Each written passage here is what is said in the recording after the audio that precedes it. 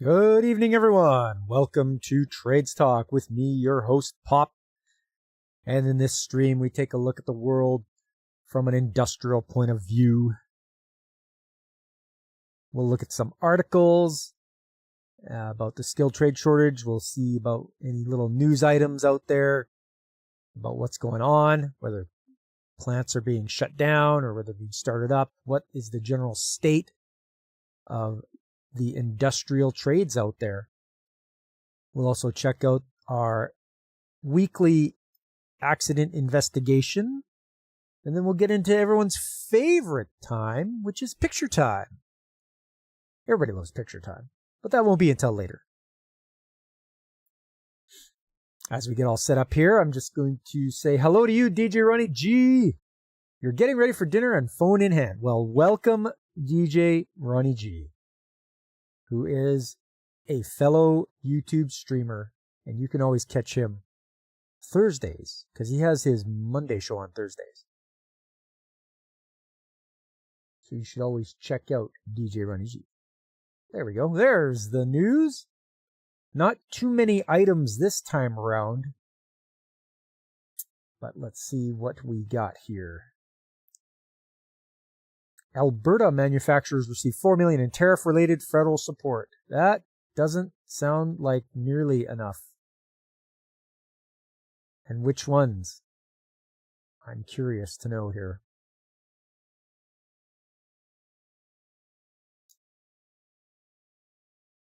Oh, look, it's an AI talking point as to what the article. No, thanks. I can read the whole article myself, thanks. I don't need AI to sum it up for me. It'll probably be wrong anyway. The federal government says it's investing a whole $4 million through the Regional Tariff Response Initiative to support 4 Alberta-based manufacturing businesses affected by global trade pressures. All right, so 4 companies are getting this money, and it's not a lot. Sounds like a government handout to persuade them to try to stay in Canada. Let's see what we got here. According to the government, the funding is intended to help companies expand operations, improve efficiency, and strengthen domestic capacity in response to tariff-related uncertainty. The announcement made on March 17th includes 4 $1 million investments across multiple sectors. Bar Ag will purchase and install automated equipment to improve operational efficiency and expand its hay product lines. The company said the investment will support cost reductions and allow it to better compete in domestic and export markets. If you were actually a good company, you wouldn't need a handout to compete. So, yeah, just consider yourself lucky. You're probably buddies with somebody in the government. That's probably why you're getting this money.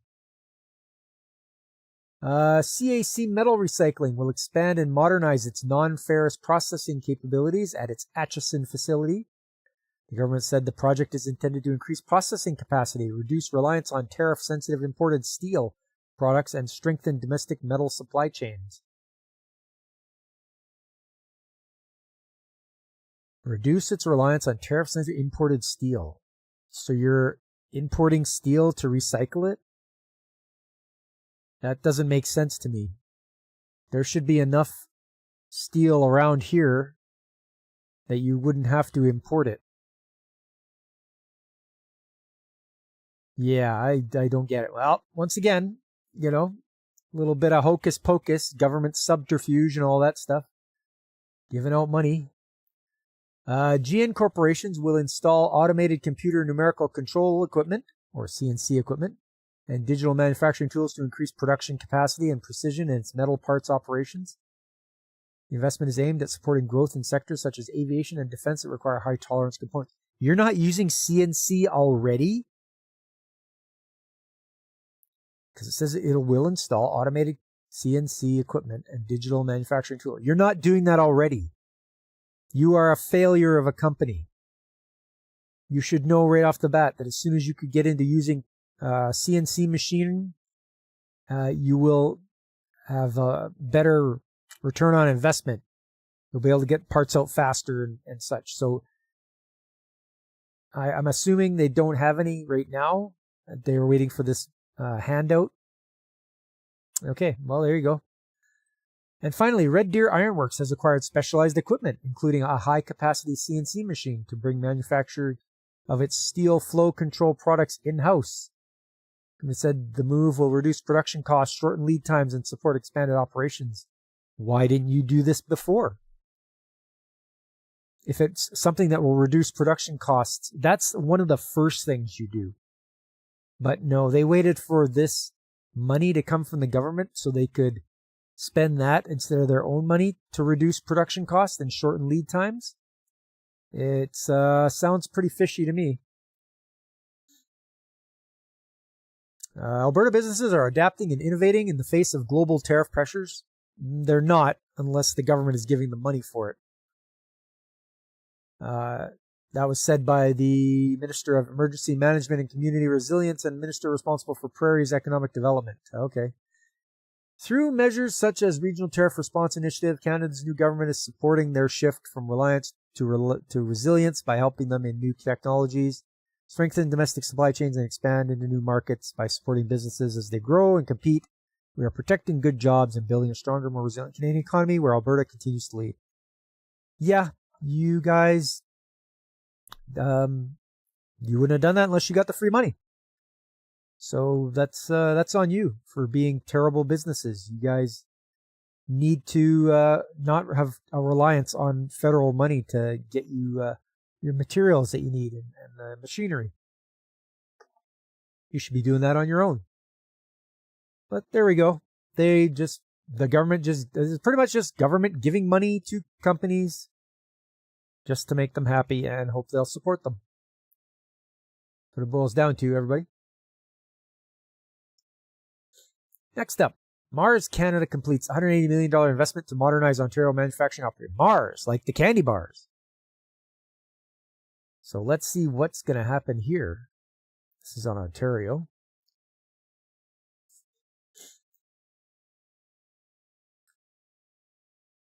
Share link time? Which link, DJ?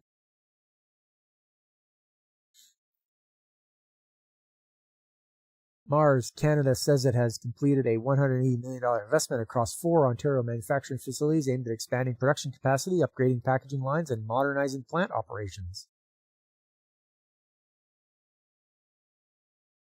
According to the company, the investment was made between 2022 and 2026 and spans its manufacturing operations in Bolton, Newmarket, and Guelph, supporting Mars snacking, pet nutrition, food and nutrition, and Royal Canin production. The company said the upgrades are intended to improve productivity, reliability, and sustainability across its Ontario footprint. Yeah, a lot of words there. You always watch out when they say sustainability. Mars has said more than $180 million of the investment was directed toward 3 major packaging line upgrades designed to increase throughput and support new product formats. Mars should make chocolate on Mars. Mars. Yes. That's the gimmick now. Hey, put it on the planet. They could import it. Okay, the investment includes $86 million investment to enhance manufacturing capacity and sustainability at the Mars Pet Nutrition, resulting in a reported 50% increase in production capacity for Temptations products. The company said the upgrades also reduced site water use by 15% and gas and hydro consumption by 13%. I mean, that's not a lot. Sustainable chocolate is the most important thing to you? Yes. Also, did you see the lawsuit against Lindt chocolates? Apparently, they can't say that it's handcrafted and all that kind of stuff with the best ingredients because it's not. They're lying. They're putting inferior ingredients in their Lindt chocolate. I'm not going to buy Lindt chocolate anymore.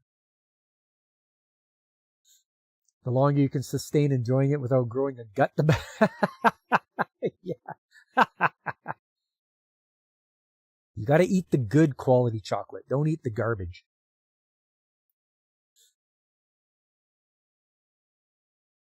Mars Snacking in Newmarket, a $40 million investment in packaging line upgrades, which the company said increased overall production capacity by 25%. Mars reported a 40% reduction in electricity use. on the filled bar line and a 75% reduction in compressed air consumption. I mean, you're just using compressors, so. Figures they had a legal loophole. Yeah. You'll eat Lindt as long as it's not as expensive as Dubai chocolate. You got to be careful out there because we saw some of that at Costco. It was Dubai, what was it called? It wasn't Dubai chocolate, but it was like Dubai-like or Dubai influenced. You know what I mean? Like it wasn't actual Dubai chocolate. It was, Dubai-like chocolate. You once treated yourself to a $15 bar. Woo! How was that? Was that any good?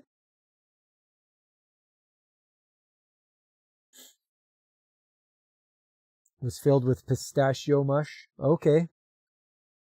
I do like pistachios. At Mars Food and Nutrition Bolton, a $17 million investment to enhance production line for Ben's Original and other products, increasing capacity by 8% and reducing energy use by 93 kilowatt hours per day, according to the company. Costco may have sourced it. Maybe, yeah. It was all right. You nursed it. Yeah. Hey, for $15, you're going to take your time. I don't care if it takes me 2 hours to eat this chocolate bar. I'm going to enjoy all $15 of it. Costco vodka, for instance. Yeah, the stuff that's labeled Kirkland really actually comes from some surprising places. It may have the Costco or the Kirkland label on it, but it will be from a quality manufacturer. And Royal Canin, a $39 million investment to modernize operations and strengthen manufacturing capabilities, resulting in a reported 12% increase in production capacity alongside reductions in thermal and electrical energy use. The label says it's bottled in the same place as that popular brand. Yep, for sure. That's what they do. Just Costco's like, yeah, I want to order 1 million bottles, and give them to us at this price, and we'll just throw a Kirkland label on it. Oh, Grey Goose. Okay. Yeah, Grey Goose is pretty well known. But yeah, that's what Costco does. Mars said the Ontario investment brings total capital spending in Canada to nearly $400 million since 2015. The company employs approximately 1,800 workers across its Ontario manufacturing sites. Said the investments were focused on automation, safety systems, energy efficiency, and production reliability as part of a long-term manufacturing strategy in Canada. Yeah, Kirkland, that's the stuff. That's their brand. That's the Costco brand. Okay, so Mars has their stuff there. They've gotten their investments all done.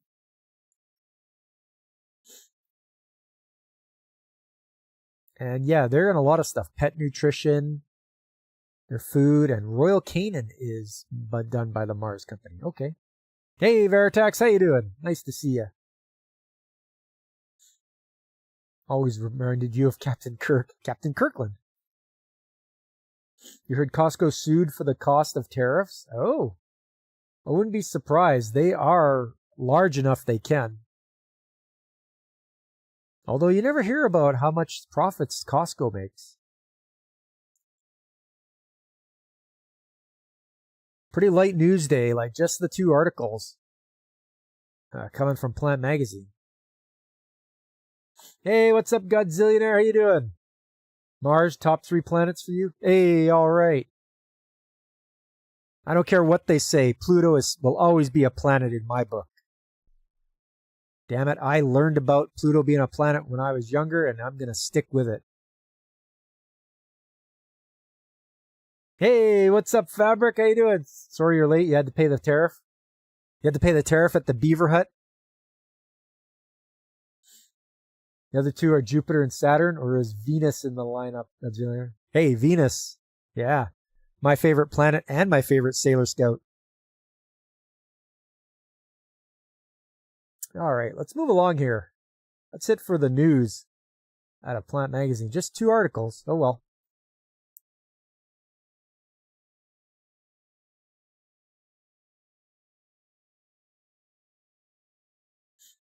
you were president, you'd make a Space Force base on Pluto, Eris, maybe Sedna.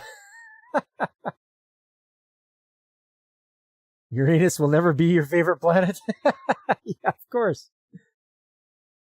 You want a deep listening post for Zentradi? Gotta watch out for those Zentradi. They sneak up on you.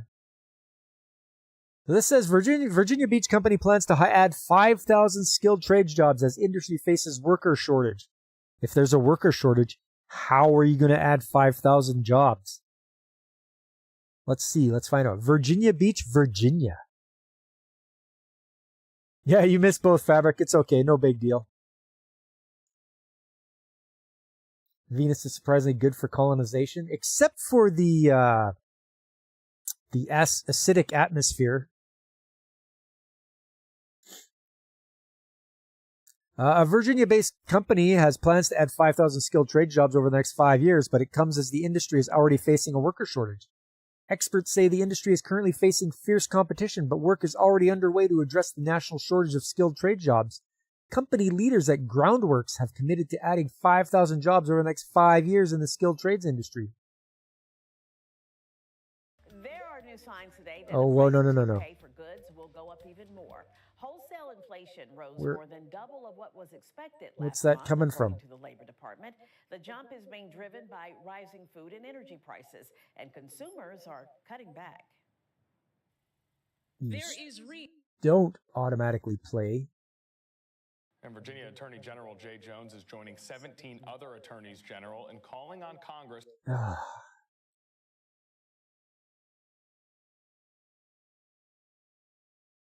Garbage. Don't autoplay.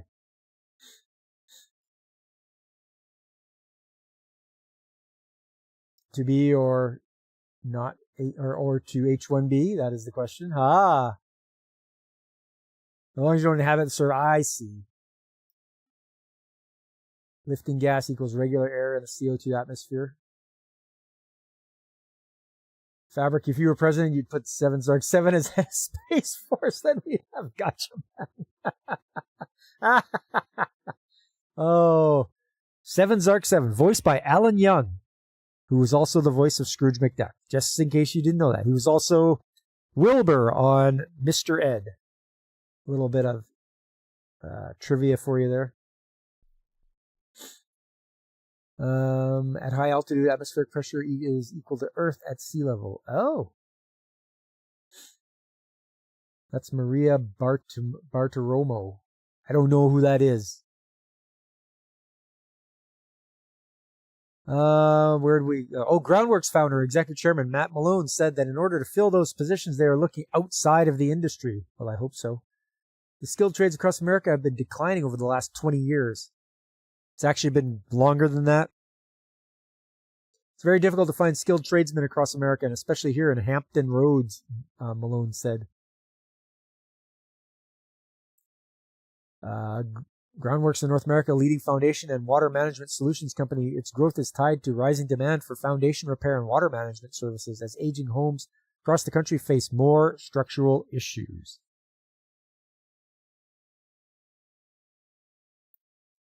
No one talks about the H-2B visas. They're for the trades. Yeah, I've never heard of those either.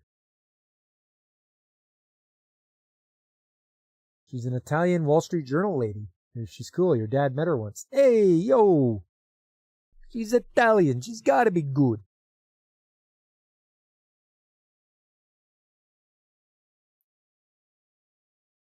Groundworks said it has helped more than 1.5 million homeowners through its family brand since 1972. Malone said nationwide, the average age of a home is just over 40 years old and nearly 39 years old in Hampton Roads.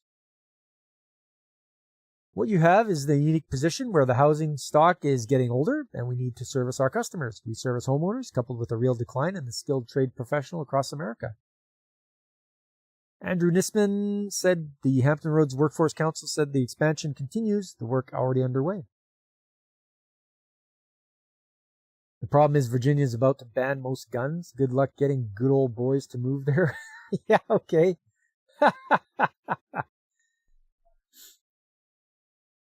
I think an expansion like the Groundworks expansion is an indicator that the demand for skilled workers in Hampton Roads isn't just strong, it's actually accelerating over time. He added that the Hampton Roads Workforce Council is finding ways to fill the gap between open positions and qualified candidates. Whether that's through the apprenticeships or pre-apprenticeships or on-the-job training, skilled trades can give someone a pathway to a family-sustaining career right here in Hampton Roads. Experts say skilled trade jobs allow people to fast-track their careers without taking the traditional 4-year college route. Most skilled trade job training can be completed within 12 to 18 months. Yeah, I mean, best of luck to them. You better hope that there's some good training facilities there. And that's in Virginia. All right. Well, now that I have you all here, let's go like this. And no, let's do this and do this. I have quite a few of you here, so it's going to be, which show is this background from? A little impromptu. Put on your anime thinking caps and tell me which show this background is that I have up. Which is it? What is it from?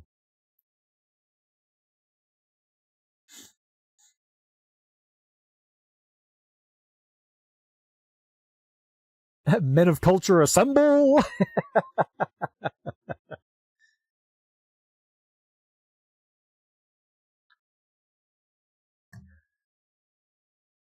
Might be tough. I don't know how many of you watched it, but I really liked it. Very enjoyable. Show's called Leading Tiger Bite. Nope. That is wrong. That is wrong, but that's okay. Okay, we'll come back to that later.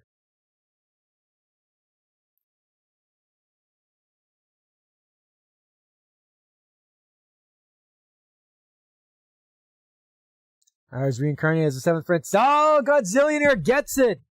Give it to the kaiju. It is reincarnated as a seventh prince. That is his maid, Silpha. The time I was reincarnated as a brazier. You wish, Fabric. That'll be your reincarnation. Now over to the Journal of Commerce. Calgary construction boom fuels concern over future skilled trade shortage. Oh, there's nothing future about it. It's here now. A surge of construction activity across Calgary is creating optimism about the future of the city, but it is also raising concerns about whether there will be enough skilled workers to keep developments moving in the years ahead. The city is entering one of the most significant construction cycles in decades, with an estimated $20 billion in major commercial projects expected to begin over the next 3 to 5 years. Concurrently, the city is investing more in its capital budget than ever before, with $3.7 billion committed as part of the multi-year plan to build, repair, and modernize the city's infrastructure. The result is a city building boom that is stretching the construction workforce, although projects remain on schedule. It is tight. People are hiring constantly and looking constantly, said Bill Black, President and Chief Executive Officer of Calgary Construction Association. Nobody is unable to perform a project yet. We haven't got there yet, but it's on everybody's mind. For now, he says, the industry is managing to keep pace with the work already underway. But with thousands of trades expected to retire in the coming years and a wave of major projects still in the pipeline, Alberta is facing a construction worker deficit projected to reach tens of thousands. I think what people are realizing is something I've been saying for a while. This is a 20-year issue. This isn't going to go away, says Black. We're going to see retirement cycles kicking in. So we're likely to see retirements continue to be higher than intake. We can't take our foot off the gas. While contractors are managing to keep pace with what is on the books, nobody's taking their eye off the ball, he says. With your luck, you'll be reincarnated as poutine being eaten by a toothless Quebecer. Well, there is worse that things do go at, I guess. Oh, I like the looks of this poutine. It looks like a fabric vault in my eye. High-profile developments include a new event center and entertainment district near the Stampede grounds, the renovation and expansion of Arts Commons in the downtown core, and construction of a new de Havilland aircraft manufacturing complex east of the city. Major infrastructure work is also underway or planned, including the Green Line LRT and construction of new schools and public facilities. These are significant complex projects with long timelines, Black says. Many of them have durations of 2 to 3 years, which creates steady demand for skilled labor. Labor demand in Calgary's construction sector is already high. Statistics Canada data shows in the third quarter of 2025, the Calgary Economic Region had roughly 5,300 job vacancies in trades, transport, and equipment operator occupations. That represents nearly 1/4 of all job vacancies in the region. When nearly 1 in 4 job vacancies are in trades and related occupations, it's a clear signal that we need to keep investing in workforce development, training, and pathways into the skilled trades. Yes, you do. De Havilland still exists. They made the first bombers. Yeah, they're here. They're here in Canada.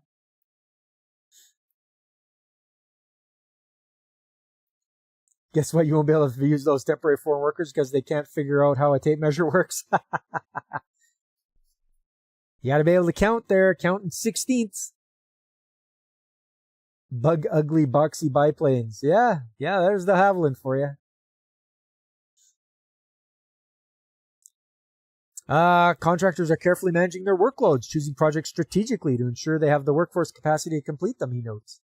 Everybody is weighing what the potential labor demand will be when they look at bidding. They're trying to keep themselves within a bandwidth they can handle. Another factor helping Calgary manage the current boom is the mobility of skilled workers. Tradesmen from other provinces often move to regions where construction demand is strongest. That's true. However, even with the current influx of workers, the industry faces the longer-term challenge of an aging workforce. The situation is partly the result of decades in which fewer young people pursued careers in the skilled trades, said Black. It's not something that's going to turn around overnight. I mean, these guys are geniuses. Because of that, industry leaders say the solution lies in long-term investment in education and outreach to attract the new generation or the next generation of workers. Yes, that's what we've been saying. Someone say bomber. Lindsey Graham just got excited. I'm not sure who Lindsey Graham is, but he's probably some guy that likes bombing things in U.S. as a politician. My best guess, anyway. The CCA has launched several initiatives aimed at introducing young people to careers in construction and expanding the talent pipeline. One program called Honor the Work bring construction-related learning materials into elementary school classrooms. The program includes a curriculum supplement kit for grades 1 to 6, teachers and consists of books, lesson plans, and activities about construction. The program is now being used in more than 950 classrooms across the Calgary region. See, this is what they got to do. Get it into, elementary school. Get them interested there. That's the thing to do. Put the idea in their head. Talk about that rather than a bunch of the idiotic stuff that they want to try to push on kids. We realized we had to start earlier, said Black. Showing up in high schools wasn't enough. We needed to reach kids, their parents, and their teachers sooner. The association also launched an Adopt a Shop initiative to support school shop classes, which often face funding challenges. Through the program, construction companies provide financial support, materials, and expertise to help schools maintain hands-on training programs. 15 school shops are currently participating. In addition, the association runs a teachers and trades tour where educators and career counselors visit construction sites and training facilities to learn about the wide range of careers available in the industry. Most people know about welders, carpenters, electricians, and plumbers, but there are more than 130 different careers connected to construction. Yes, there are a lot of trades, different trades. You can get into all sorts of areas. Fabric, your son has a plumbing business in Edmonton and was telling me that in order for him to take a job outside Alberta, he has to have the certification from other... Yes. Yeah, it's if he's a journeyman plumber, then in order to work in other provinces, he has to have his red seal, also known as an interprovincial seal. And all that means is you can go and work in other provinces. That's all that means. I have a red seal, but I'm not going into the other provinces. I did it because they offered the exam. They're like, here's the exam. It's 4 hours. You can take 4 hours to do it. And I did it in 2. And I barely made it, but I got my red seal. Yeah. So yeah, Calgary, they're going full speed ahead, looks like. Otherwise known as too much government. Yeah. Yeah, that's right, Godzilla. There is such a thing as too big of a government, too much of it. They don't need to interfere in everyone's lives over everything. They don't know better. No matter what they tell you, they don't know better. Here was one I saw too, from Fortune magazine. That's what he called it, Red Seal. Couldn't remember the name. Yeah, Red Seal, exactly. It's just like I say, all it means is you can go work in other provinces. But I'm fine staying here. I don't want to go to other provinces. All right, let's get to this one here. The AI boom is fueling demand for skilled trades, and demand for technicians, HVAC workers, and electricians is soaring with six-figure salaries to match. Also, I've told you guys this before, HVAC. HVAC is where it's at. You're always going to be working if you're an HVAC guy.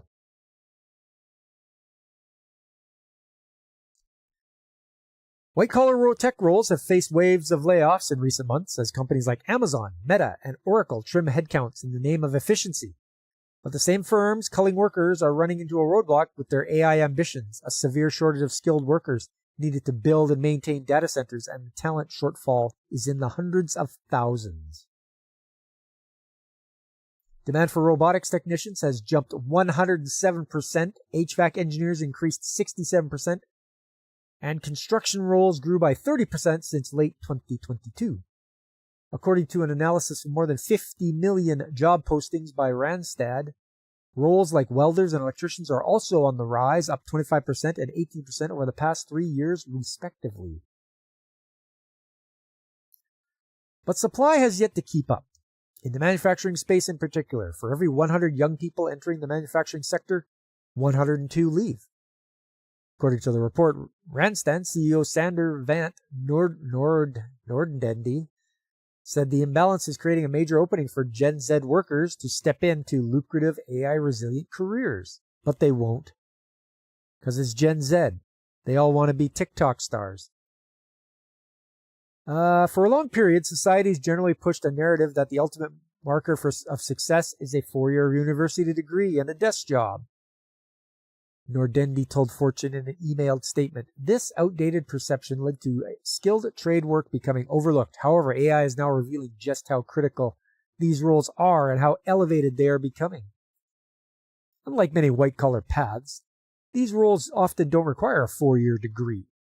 Instead, workers can enter through apprenticeships and training programs, which some are 4 years. So, you're still doing 4 years, but it's not all at school. You only go for like 8 weeks at a time or so. That allows them to earn while they learn, offering a faster and often cheaper route into the workforce than going to college. You see, OpenAI is shutting down Sora, too expensive to run. There you go. We're running, it's the bubble. They said there was going to be an AI bubble, and it's popping now because the return on investment is nothing. And it's using up a whole bunch of resources, water, electricity, for nothing. No return.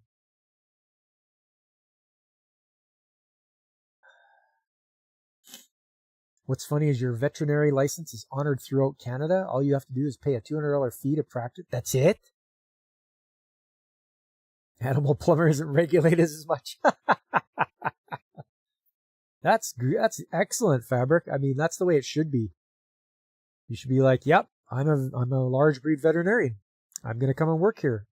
Okay, just pay this fee and you're good to go. That's what they should do.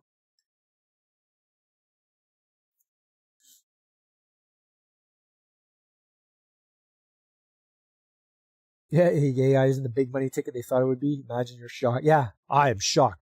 Well, not really shocked.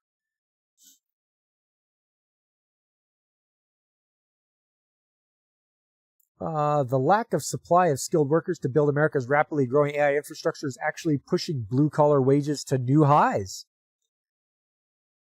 Construction workers on data center projects currently earn an average of about $81,000 annually, or $39.33 an hour, roughly 33% more than those on non-data center builds, according to the data from Skillet, an AI-powered hiring platform for construction. AI-powered hiring platform for construction workers. It's AI-powered.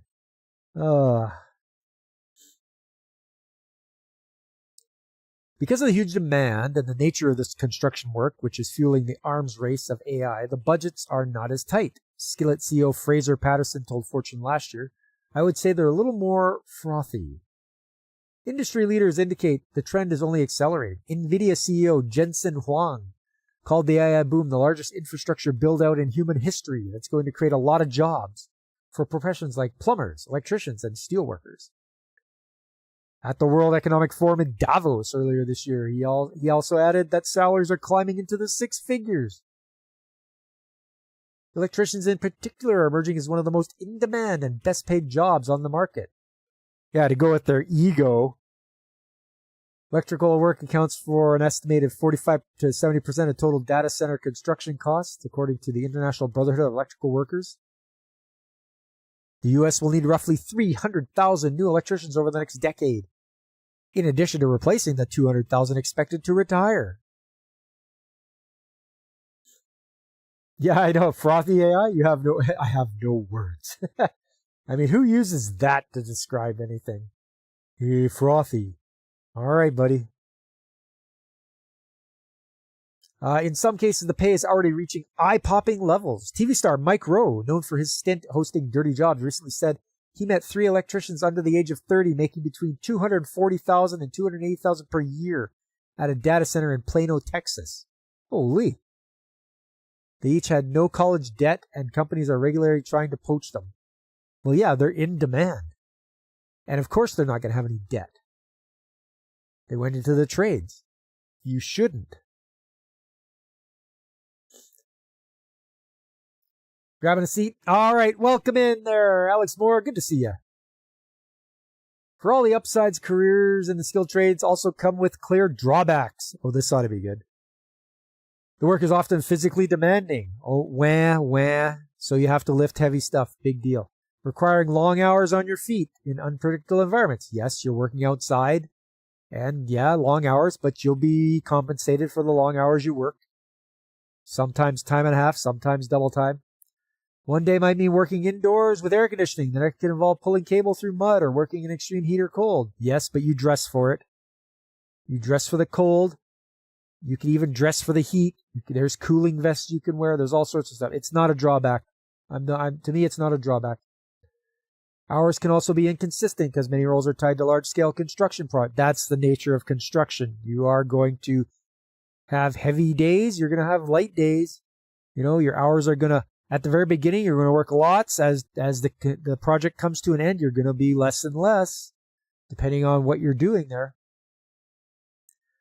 Workers may face intense schedules as deadlines approach, followed by gaps between jobs or the need to relocate to wherever the next project is. Yeah, that's the nature of construction. Okay? You don't have to work construction projects. You can do facility maintenance or wherever you happen to be. You can work at one company, one building. But construction, yeah, construction guys know they have to travel around. They're going to move from job to job. They just know it. So there's no, it shouldn't be a surprise to them. There are long-term uncertainties. Some business leaders, including Elon Musk, have suggested that advances in robotics could eventually automate aspects of skilled trade work. Yeah, I doubt it. There's no way a robot is going to be able to spot anything, do the checks it needs to do, and all that kind of stuff for maintenance work. I don't see it. And even if it does, it's the initial investment. You're going to have to, what? Are you going to have to put $1 million into a robot that does this? That's more than that'll be like, what, 10 years of my salary? So, yeah, and what if it breaks down? I guess that'll be my job, is to be repair the robot that takes my job. any of the robotics or whatever takes your job, learn how to repair it, because it's not going to stay running all the time. I doubt it's going to be able to move in minus 40-degree weather in the snow. Anyone else think AI is headed into hentai territory? Oh God, let's hope not.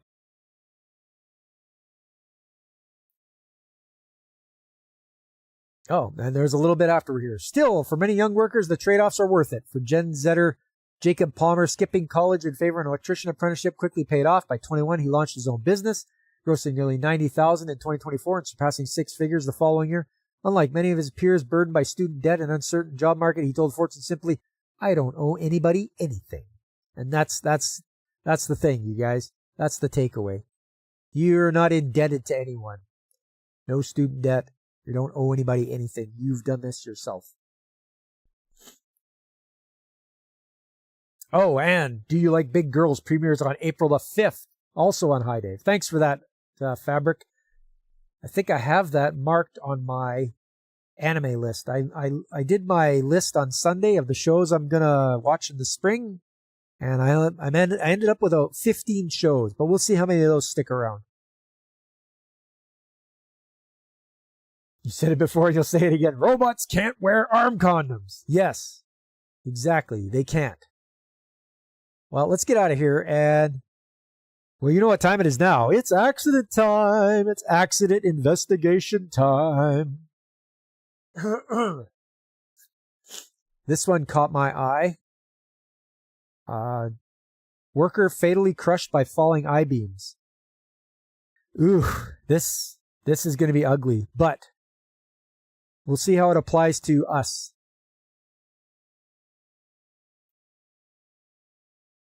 A shipper receiver sustained fatal injuries as a result of being crushed by steel I-beams that fell from a trailer while being unloaded. Oh. Man, oh man. Okay. Acropolis Steel Industries was a Calgary-based manufacturing company established in 1975. It fabricated structural steel products for the petrochemical and industrial sectors. Yeah, it is a rough wave fabric. The shipper C receiver had been employed by Acropolis for approximately 20 years. The worker was a Class 1 driver, and their responsibilities included loading and unloading trucks, moving materials, shipping finished products, and moving materials within the facility with a trailer or forklift. Class 1 is just commercial driver's license. Class 1 means you can pull a trailer with air brakes. So it's a semi-truck and trailer. I know it's different in the States, so that's why I'm explaining. The general laborer had been employed by Acropolis for approximately 18 years. The worker was originally employed as a sandblaster, but had taken on the role of general laborer. The responsibilities included using overhead cranes to unload or load or unload or position raw materials and finish products within the facility. Okay, so both these guys were there for a long time. One guy's 20 years, the other one's 18 years. Okay. There's a picture of where it is. Steel fabrication shop. It's got fabrication bays, welding bays, sandblasting, and painting areas. Okay, and material storage. So there you go. That's it there. The trailer that was being used, the Manac Flat Deck Trombo or Flat Deck Trombone trailer, was a highway trailer designed with a length of 53 feet when closed and 90 feet when extended. Hence the name. That's why they call it a trombone trailer. I guess it can, depending on the length of material you have on there, you lengthen out the trailer. It was designed to be towed by a semi-tractor. The style of trailer was designed to carry loads that exceeded the usual length of the trailer. On the day of the incident, the trailer was in the closed position. From Sandblaster to Ironcaster. There you go. No, that's the other guy that streams on YouTube here. Good old Ironcaster. On the day of the incident, the trailer was closed. Yes. There's a picture of it right there. That's what it looks like. That looks like the load of I-beams right there. Okay. There were 3 cargo securement straps on the load of I-beams. Only one had clear load ratings of 5,000 kilograms. That's 10,000 pounds. Strap was one that was hand-tied at... This strap was the one that was hand-tied at the front of the... It was hand-tied There it is. Yeah, there it is. Where are the flags hanging down?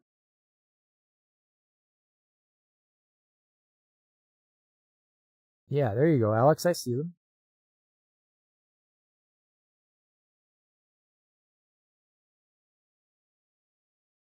Oh. Huh. Yeah, there's one there, and then there looks like there's one there just by the wheel. Okay, let's back her up here. There we go. So yes. Yeah, the chains. So the guy tied it down by hand. You're not supposed to do that. It's supposed to go through a ratcheting mechanism. Oh, at the end of the beams, the flag should be hanging down. Yes. Yeah, but I double knotted it. Yeah.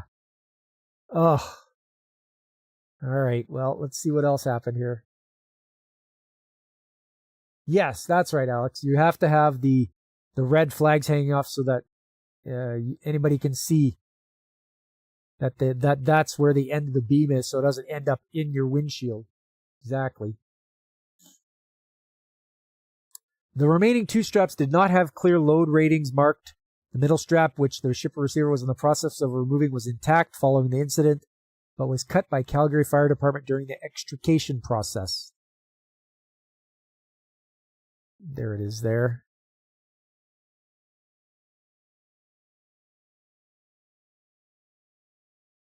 There's some of the I-beams on the ground. They've marked them and numbered them. 1, 2, 3, 4, 5, 6. So it looks like, I don't know how that would have, unless they had it like on the side, or was it on the very top maybe? Not sure. Even ratchet strap, that strap is rated for that load. Yeah, right there. That's the mechanism right there on the trailer. This thing here. You feed the strap into it and you ratchet it down with a long bar. And you ratchet it down tight so that nothing happens. It looks like they're, and there's hooks on this side too, so you can hook on and throw the strap over. Yeah, all right.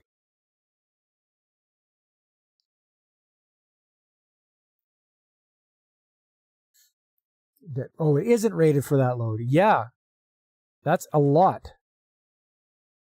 The chains and cargo straps shown in the photograph were placed on the load by the Calgary Fire Department Heavy Rescue Unit to stabilize it. Last strap of the load indicated by error. This strap broke when the load shifted. Okay, that's what happened. The load shifted, this strap broke, then the fire department came in and put more straps on to keep the load from, the rest of it from falling. Long bar secures it. What the heck, did this get hand strap? Recipe for disaster. Yes. Well, a guy lost his life because of this. So that end's still connected to the truck. So it snapped right there. Not a very good picture. They should have took a better picture of it, but look at that. That's snapped off right there. Ripped or tore it, and that was it.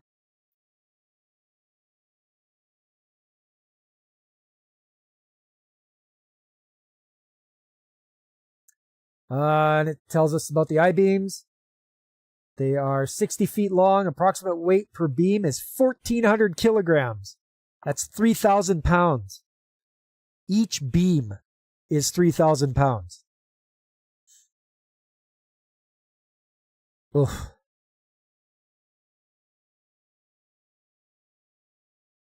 A is pointing to the remaining beams from the load still on the trailer after the incident occurred. Yeah, there they are. 2 of the 6 beams that fell from the trailer are right here.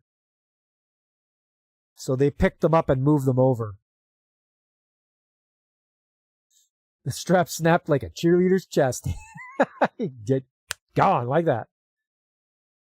Okay, here's the sequence of events. Let's see what went on here. On July 8th, 2019, the shipper receiver for Acropolis was assigned to move steel I-beams from the company's sandblasting area to the south part of the facility to the north yard for storage. This work was being undertaken as part of a cleanup of the sandblasting area. Okay, so it wasn't even leaving site. He was just moving it from one part of the facility to another. At the start of the work shift, the general laborer had loaded 24 beams, each 18 meters in length, and weighing approximately 1,400 kilograms onto the Manac extendable flat deck trailer that was in a closed configuration. The total weight of the I-beams was approximately 34,000 kilograms. What is that? That's about 70,000 pounds. Once the beams were loaded, the shipper receiver, who was also the company's truck driver, put 3 cargo straps on the load prior to moving the load to the north yard. Okay, this is where he was going. He was going out here, over here, and back into here. So he did have to go out, but it wasn't a main street. It was just a quiet side street.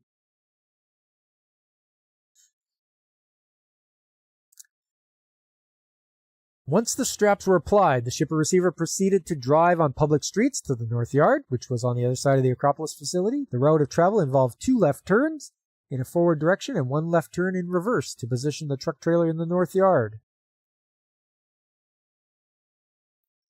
Once at the north yard, the shipper receiver reversed into the entrance in preparation for unloading. While the shipper receiver was driving to the destination, the general laborer proceeded through the facility to the north yard, collecting the remote for the required cranes in the process. After the trailer was positioned in the north yard, the shipper receiver proceeded to remove the middle strap from the load. While the shipper receiver was unstrapping the load, the general laborer was approaching the trailer from inside the facility. While the strap was being released, the load of I-beams shifted and 6 beams fell onto the shipper receiver, who sustained fatal injuries. When the load shifted, the front strap, which was hand-tied and not ratcheted, was unaffected. However, the last strap, which had not been released, broke.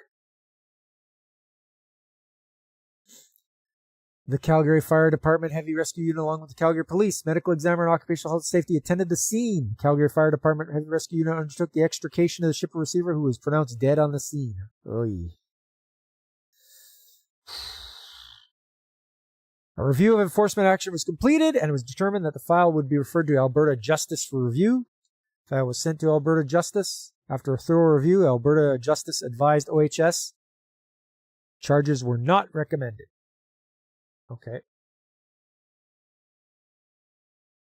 35 short tons with a tie-on strap. How did the yard loadmaster let that load go? Yeah. Well, he's the shipper receiver. It was his... He did it to himself. Honestly. First of all, the condition of the straps. When you can't read the safe working load on them anymore, get some new ones. Straps are cheap. Tie-down straps are freaking so cheap. You can pick them up. They're very inexpensive. Buy more. Have lots around. You're dealing with you're at a company that deals with heavy steel. Use chains to hold it down.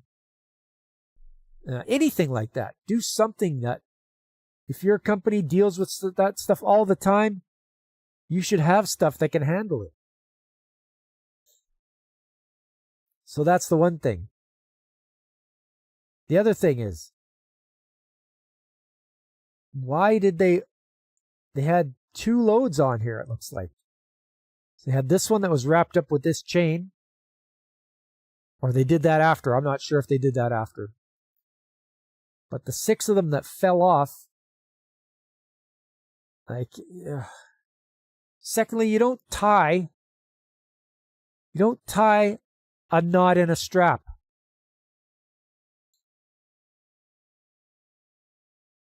Name the beams, Alice, or the truck. Well, yeah. Like this here. Don't do this. Don't have a strap. Look at all the slack in it. That's holding nothing. Alice in chains. Ha! Just a sec, fellas.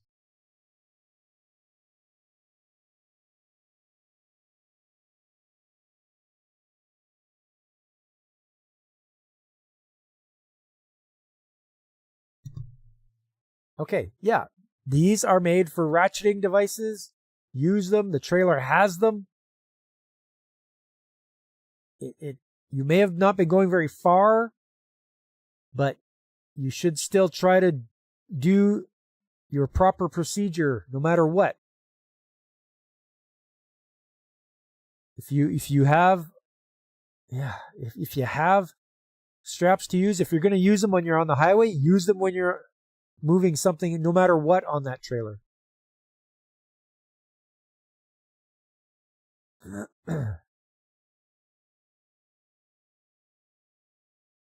Yeah, it says the securement chains and straps in the photograph were placed by the Calgary Fire Department. So they came in and did this. They secured the load.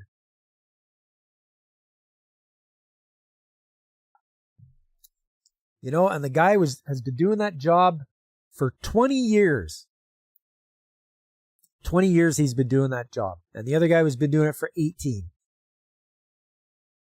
And you just shortcutting. Don't shortcut. Who cares how long it takes? Oh, I'm just going to be a little bit. Who cares? Doesn't matter. You're going to be a little bit. You want to take a shortcut? Don't do it. See that 2-inch chain? That was supposed to hold that load. Yes, fabric. Yes.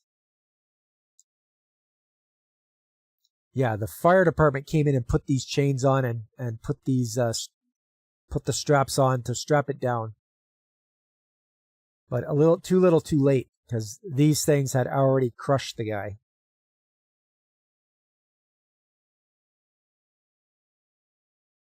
So yeah, the one strap broke, the other one he loosened off, and the other one didn't, but they still came falling down on him. Those chains were added after. Oh, that guy was playing at house. Yes, yeah, exactly. The chains were added after the in order to remove the beams from the worker. That's what the fire department would do. They would have came in and secured the load so it didn't fall on them, and then they would have rescued him. Going for a play of luck doesn't matter, right, DJ? Doesn't matter. You think you're going to be employee of the month. You're going, oh, I'm going to do this so fast. Don't worry about it. Do it safe. Make it so that your life is boring at work. You know, nobody ever hears about, oh, job was done safe. Everybody went home. You never hear about that stuff. Instead, you hear about catastrophe. Oh, people injured, this done, this broke. You know, major accident. Make it so that it's boring for you at work. Follow all the rules. Do things the right way. Don't shortcut. Otherwise, you end up like this guy, being crushed. And that's a terrible way to go. And what a waste of a life.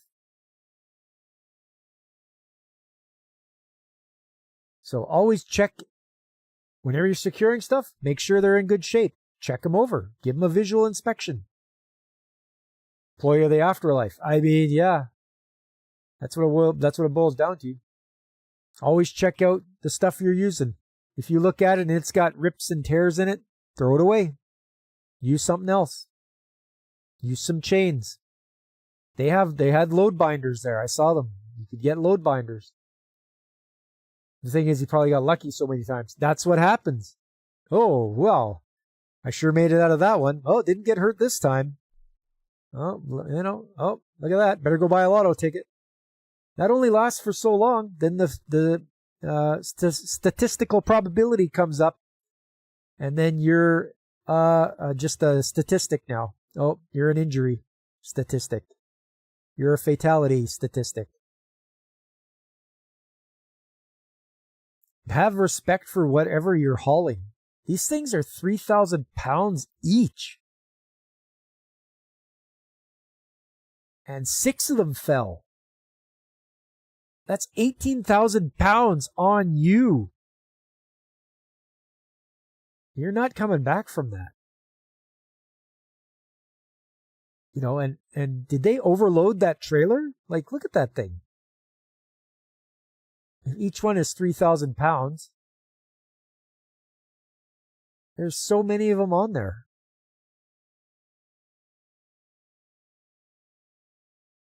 Oh, actually, they did tell us what the load was, didn't they? Yeah, it was about 70,000 pounds. That's right.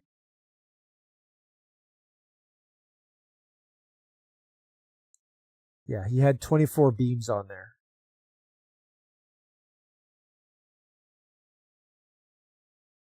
Yeah, I wish they would have taken some more pictures. But these guys are a steel fab shop. They deal in heavy steel.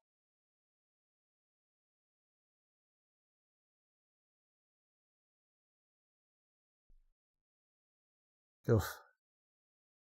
Just terrible.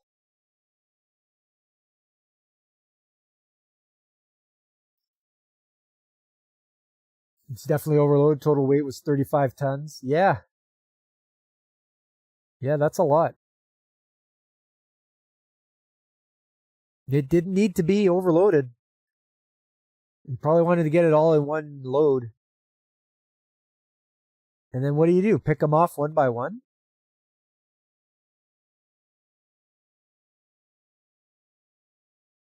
Yeah, load binders resemble the come along. Yeah, DJ, that's these guys here.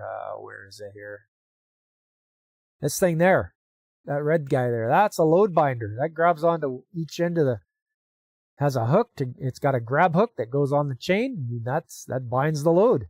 Pulls the chain super tight.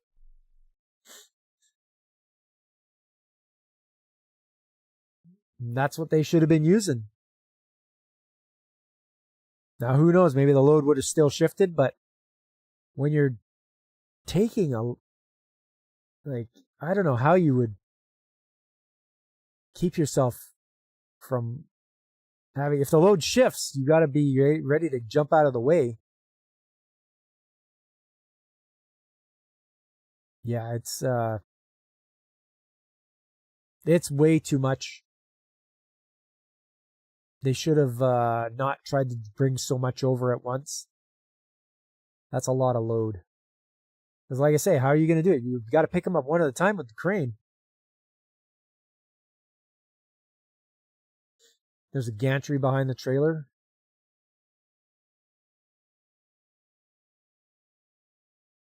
Yeah, there it is. There's the crane. I think they might have... There's a chain here and a chain here. So they probably had two cranes.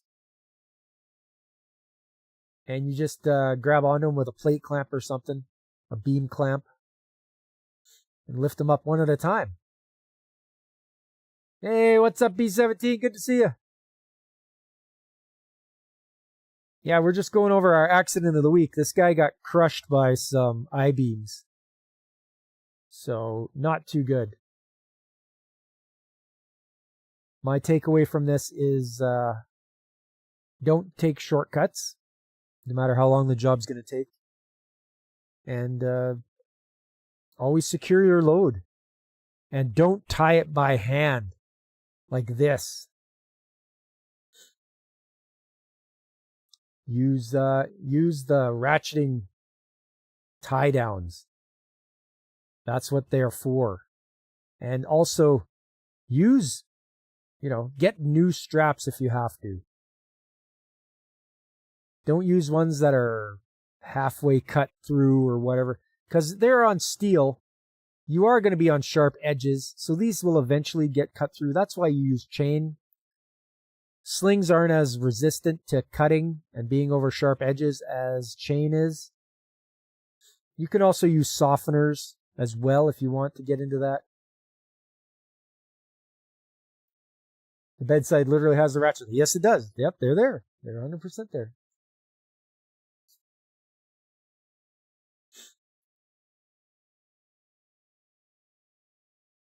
Anyways, that is our accident investigation. Don't forget, guys. Shortcuts might be quicker, but it's quicker to get hurt. So, take your time. Do the job so that you'll go home safe and sound. Not straps, 2-inch chain. Yeah, you can get all sorts of sizes and all that, and different grades of chain too. And the chain's only as strong as its weakest link, or Zelda. Thanks for that, DJ. Ba-dum-bum. What happened that killed the guy? He was driving it from one point of the site to the other, and the load shifted, and he took off one of the straps, and the other one broke, and the load came down it. The load shifted, and 6 of them fell off and crushed him. Yes, DJ, it fell on him after he parked the load. Yep. And like Fabric says, you do not strap a load that heavy. Use chains. Use chains and load binders.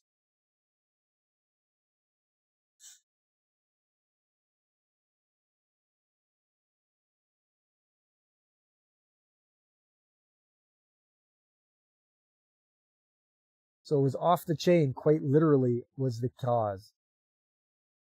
There was no chains used, Veritax. The chains were put on by the fire department afterwards. And they put on, it looks like they put on more of these straps.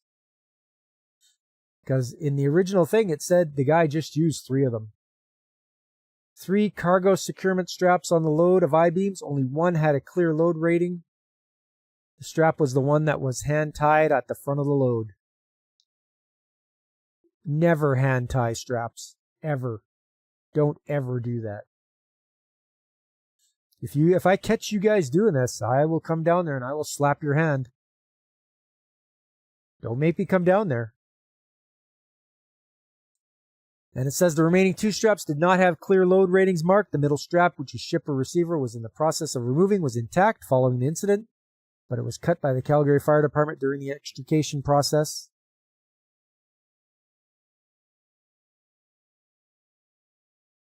Yeah, the chains and cargo straps shown in the photograph were placed on the load by the Calgary Fire Department in order to stabilize it. So the Calgary Fire Department did all this so it wouldn't hurt them as well.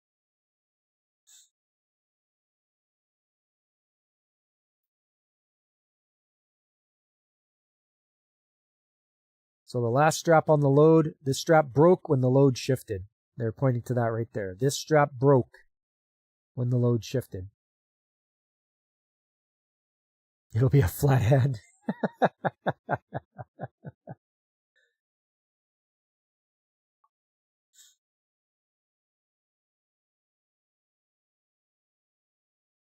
And yeah, each beam, for those guys that were arriving a bit later, each beam was 3,000 pounds and 60 feet long.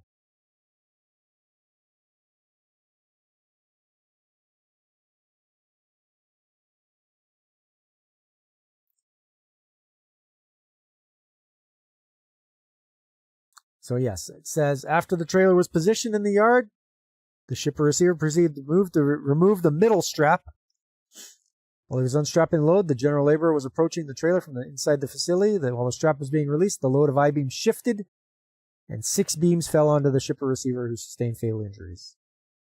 When the load shifted, the front strap, which was hand-tied and not ratcheted, was unaffected. However, the last strap, which had not been released, broke. Okay, well, that's enough of that sad one. So, hope you guys can take away a few things from this. Because you guys if you guys have trucks or trailers or whatever it is, it doesn't even have to be semi-trucks. I know there's ratchet straps. Guys strap stuff down all the time. Check your securement. Make sure it's well done. And make sure that your straps themselves are in good shape.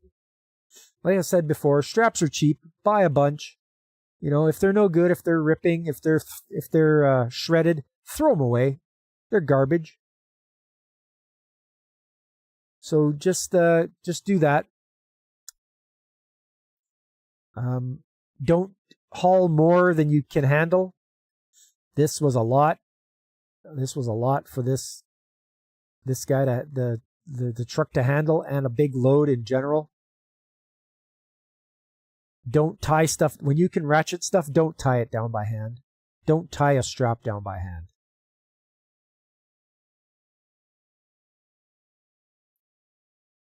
Just think about it. Think about how you're hauling stuff around if you do happen to use your truck and trailer and such.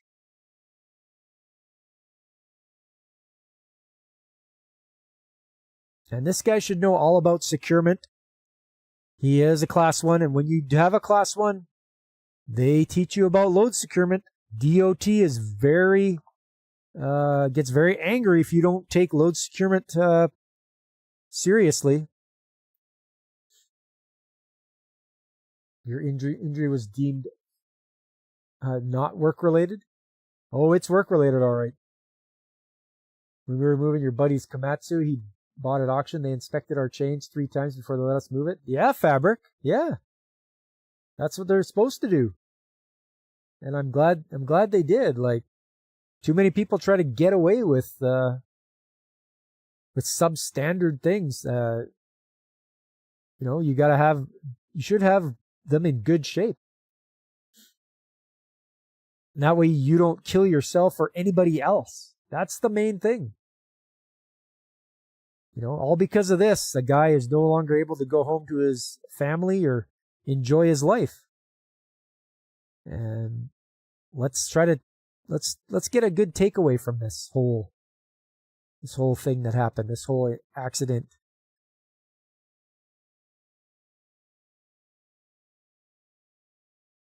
No shortcuts. Keep your stuff in good shape. And don't pick more than you can carry. There we go. Okay. Well, after that, let's hit up with some picture time. It's picture time. It's picture time. I know you guys love picture time.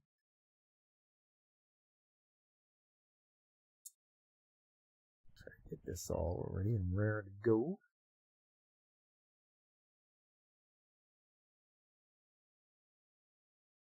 Every rule and warning in the trades are written in blood. That's what I've heard, B17.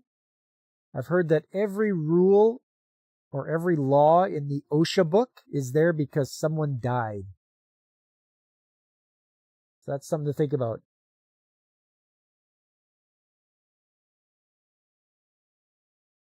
All right.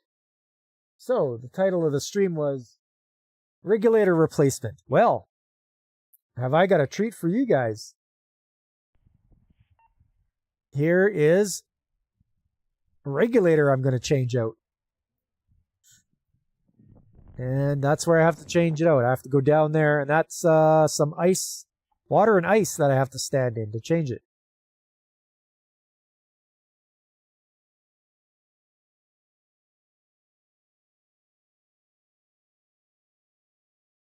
Let's get the next movie loaded up here.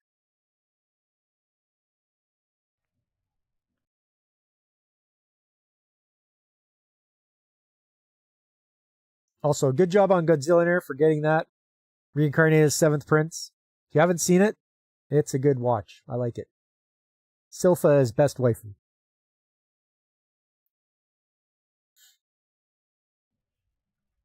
Okay, well, there's the regulator removed. Now I'm just getting a shot of inside the... those are unions on each side, so it makes for easy removal.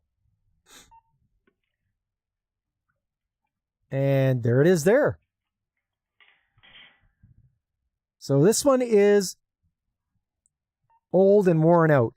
It's not doing its job anymore. It's not regulating the gas. So it needs to be replaced. How deep is the ice water? It was about ankle deep. So I was wearing my rubber boots.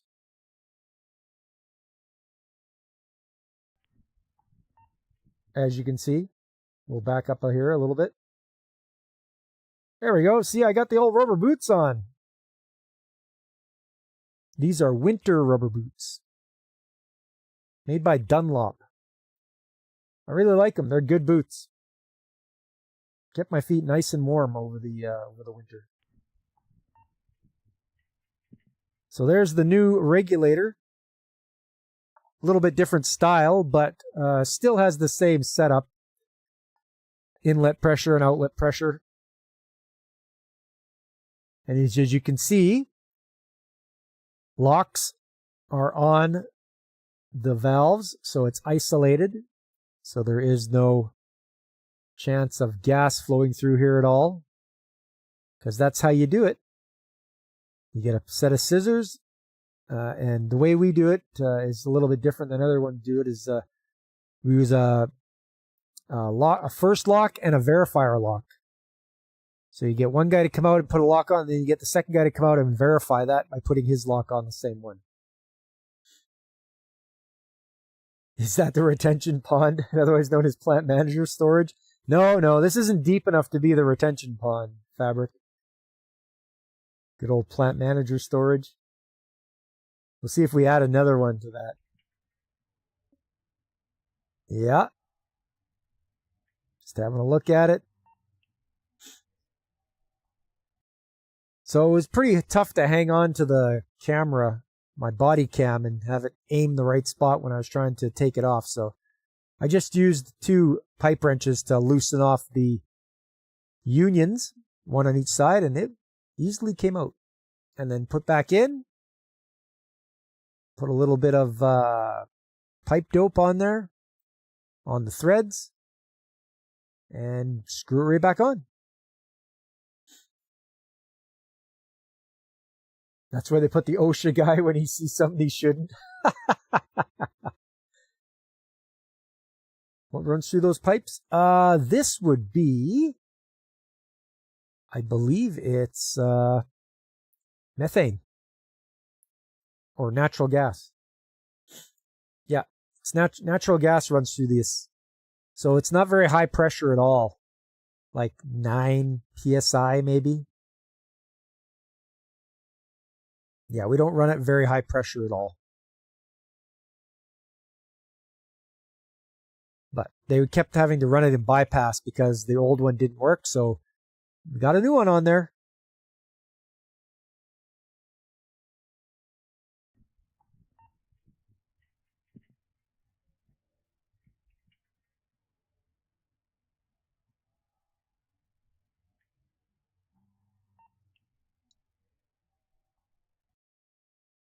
Not as dangerous as hydrogen sulfide. Nope, not as dangerous, no. I mean, there's still an explosion hazard there, but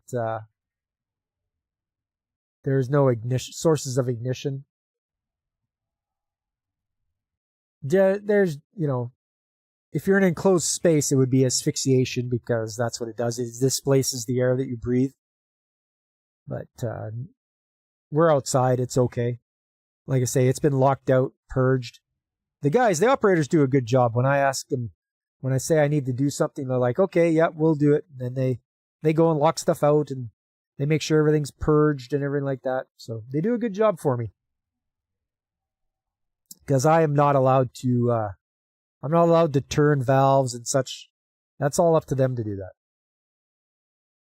Regulators are the cheapest, the most necessary part. Yeah. I think this one was about, what? $2,000? I think it was $2,000 for this one. Just because it's just the place that sells it to us. I think it's a Fisher. Anyways, and then it's got to be all tuned up inside. It's not just off the shelf. They have to set the trim and everything like that and the spring pressure when they're sending it over to us.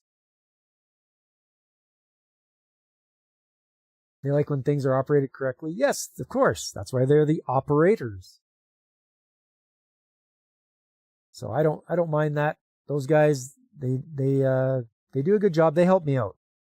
There should be a good relationship between maintenance and operations. Should have a good rapport with one another. Don't fight each other. Regulators, mount up. Hey, it's Comrade Rupa Trupa. Greetings, comrade. Good to see you. So yeah, that's the regulators, fellas. I replaced that thing, and it went all right. There is one more I'm going to have to replace, but I'm going to have to wait. Apparently there's a problem with it. It's not working properly. It won't regulate the air. Either the spring is too loose or too tight. Something's not right. So we have to send it back for warranty work, I think. You just finished making a Mad Max themed Whoopa. Oh, when do we get to see that, Whoopa? Do we get to see that on Wednesday for Whoopa Wednesday?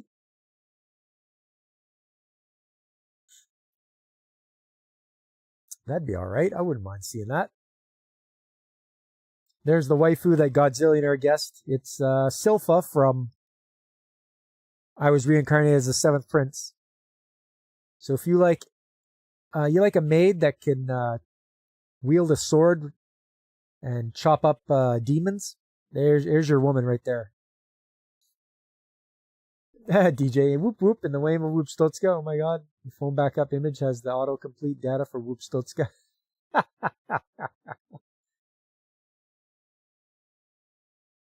Well, I'll have to put up another different background next time to see who can guess it. Hey, Ars, how you doing? Speaking of Lolly Hitler, I heard Kanakistan was going to join the EU. What? No way. I haven't heard anything about that yet. Hopefully Alberta breaks away before that happens. Yeah, you're doing good? Right on, Ars. Good to hear. Nice to see you. It's been a while.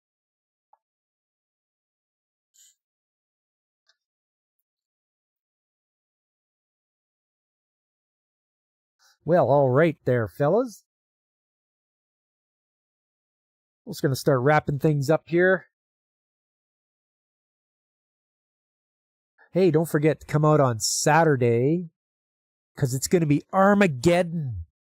Yes, in Odin Sphere, I've made it up to the chapter of Armageddon, which I'm supposing that's the last chapter of the game. So hey, stop on by, see what that Armageddon's all about. I'm excited.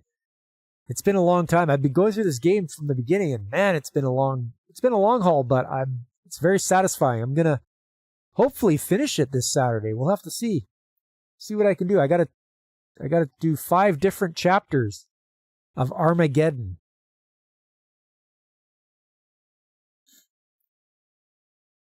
And then on Sunday anime chat. Going to be a short one this time. I've got some stuff to do. So just, it'll be a short anime chat. Probably not too long, probably just an hour or so. We'll just do the news of the week and then, probably the shows of the season. So stop on by for Sunday anime chat. And then April will be a new theme. I have to come up with a new theme for Sunday anime chat, so I'll try to come up with something. Thanks for throwing that in there, DJ. Yeah, Aris streams nightly. You should click that link. Check out Aris. I know he streams like quite a few games. And then on Tuesday, we're back here again. Trades Talk Tuesday. More industrial things, machinery, more accidents, more, news and articles and all that. All the stuff you guys like to see here for Trades Talk. If you guys can do me a favor, hit that like button on YouTube. Subscribe if you haven't already. Tell your friends. Spread the word. Let them know old Pop's here. I'm here every weekend, Saturdays, Sundays, and Tuesday nights. Your wife had a good idea for the Alberta crouch. She suggests Alberta become a U.S. territory because you'd get self-rule and American protection. Hey! You know what? I'd be up for that, Fabric. I'd also be up if we could have a constitution like yours as well. The Constitution and the amendments and all that. Bill of Rights. I'd be up for that too, because I think we need something that can protect us a lot more than what we have right now. So when I'm not streaming, I hope you visit these other guys. They're really good streamers, and I enjoy them. like Pacific 4 and 4. And DJ Ronnie G, who is in the chat. DJ, if you want to throw your link in there, go right ahead. There's also Brandon the Anime Guy, or Carl at the RNG Podcast. We've got the Comic Relief Crusader. That fella, he's a fellow Albertan and a fellow streamer, and he's probably doing his Titillating Tuesdays right now about now. So he also streams on Saturdays and Sundays after I do. So tune into the Comic Relief Crusader. There's Whoopa, who streams Wednesday, Whooper Wednesday. He's been doing some of his gaming streams, so tune into him. It's a nice chill stream, and he's a fun guy to watch. Even if he does, send you to your death because he thinks it's funny. There's also Infinite Metal. He's going to be streaming right now, I think. He's on Twitch and Kick. Streams some retro games. We have a good, fun time. I always have a good laugh when I'm watching Infinite Metal. And then there's Call Me Kixie, the VTuber of the group. She's very warm, welcoming, family-friendly. She plays a lot of indie games, streams on Saturdays, and for a long time, too. We're talking like 6-hour streams, but it's a fun time, and she's a very, very fun VTuber to watch and enjoy. Just try for less lizard people in government than we... Yes, Whoopa. Less lizard people. I agree.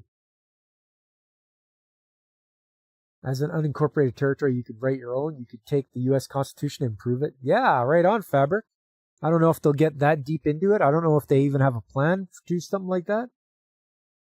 I hope so. I just hope things aren't being sabotaged from within. Or what's happening now, I think, is the federal government of Canada is trying to scare. So they're doing their scare tactics now. They're trying to scare people into not leaving. So they're coming up with all these lies to scare people, and I don't know if it's working or not. I don't pay attention to them. But that's what happens. If they finally take it seriously, they're like, oh, well, we have to scare these people into not leaving. So they're probably trying to do that. In your defense, it was pretty funny. Yeah, it is now.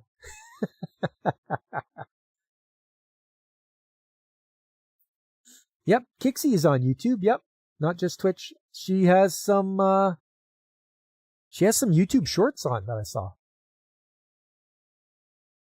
Don't call me Kixie, call her Kixie. That's right. That's her link right there. Good job. Thank you, DJ.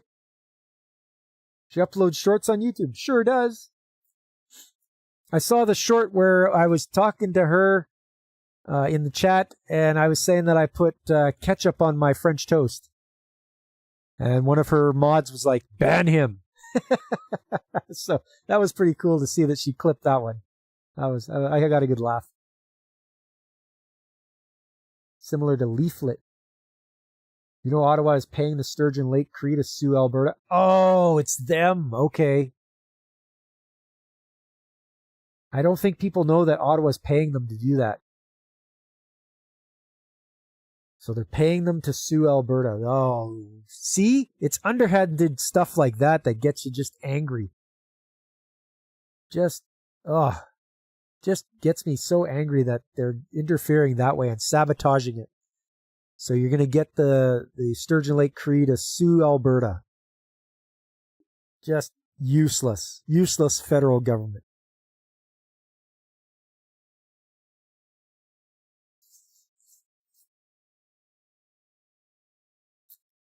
Well, all right, fellas. I think that's it for me tonight. I hope you had a good time. I sure did. It was always a fun stream. I like seeing you guys show up. We have good chats. I hope you guys learn a few things, and I learned some stuff from you guys. And I hope to see you guys the next time I'm streaming, which will be on Saturday and Sunday. If not then, come by next Tuesday. We'll do some more trade stock. But that's it for me tonight. Until next time, everyone, I've been Pop, and I am signing off.